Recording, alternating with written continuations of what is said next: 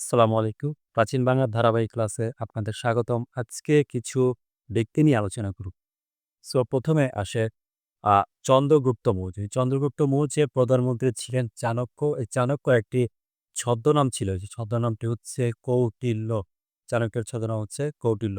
এই কৌটিল্য একটি গ্রন্থ রচনা করেছেন যার নাম হচ্ছে অর্থশাস্ত্র। যার নাম অর্থশাস্ত্র। এই অর্থশাস্ত্র গ্রন্থটি ১৫ খণ্ডে বিভক্ত। ১৫ খণ্ডে বিভক্ত। এই অর্থশাস্ত্র যে গ্রন্থটি আছে, এই অর্থশাস্ত্র গ্রন্থকে বলা হয় বিশ্বের ১ম রাজনীতি কোষ। সো পরীক্ষায় আসতে পারে বিশ্বের ১ম রাজনীতি কোষ কোন গ্রন্থকে বলা হয়? তাহলে উত্তর হবে অর্থশাস্ত্র। কৌটিল্যের অর্থশাস্ত্র। এরপর আসে আ অশোক। কলিঙ্গ যুদ্ধের ভয়াবহতা দেখে অশোক বৌদ্ধ ধর্ম গ্রহণ করেন। পরীক্ষায় আসতে পারে যে কলিঙ্গ যুদ্ধের ভয়াবহতা দেখে আ বৌদ্ধ ধর্ম গ্রহণ করেন কে? উত্তর হবে অশোক। তারপর অশোককে বলা হয় অশোককে বলা হয় বৌদ্ধ ধর্মের কনস্ট্যান্টাইন। কারণ তিনি কলিঙ্গ যুদ্ধের ভয়াবহতা দেখে তিনি বৌদ্ধ ধর্ম গ্রহণ করেছে। যার কারণে অশোককে বলা হয় বৌদ্ধ ধর্মের কনস্ট্যান্টাইন।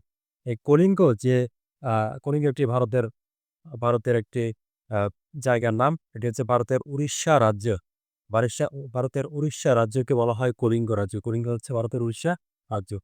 এরপর আসে প্রাচীন বাংলার ১ম সামরিক শাসক বলা হয় সমুদ্রগুপ্তকে। প্রাচীন বাংলার ১ম সামরিক শাসক সমুদ্রগুপ্ত।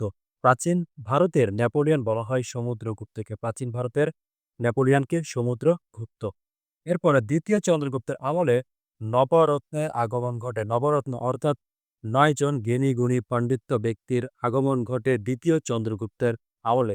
এর মধ্যে উল্লেখযোগ্য হচ্ছে আর্যভট্ট, বরাহমিহির এবং কালিদাস। এই আর্যভট্ট শূন্য সংখ্যার ধারণা দেন। এরপর আহ্নিক গতির ধারণা দেন, বার্ষিক গতির ধারণা দেন এবং তিনি পাটিগণিতের জনক। তিনি পাটিগণিতের জনককে আর্যভট্ট। এরপর আসে বরাহমিহির। এই বরাহমিহির একটি গ্রন্থ রচনা করেছেন যার নাম রজতরঙ্গিনী। এরপর আসে কালিদাস। আমরা জানি যে কালিদাসের একটি মহাকাব্য রয়েছে যার নাম মেঘদূতম বা মেঘদূত। আজকে এই পর্যন্তই। দেখা হবে পরের ভিডিওতে।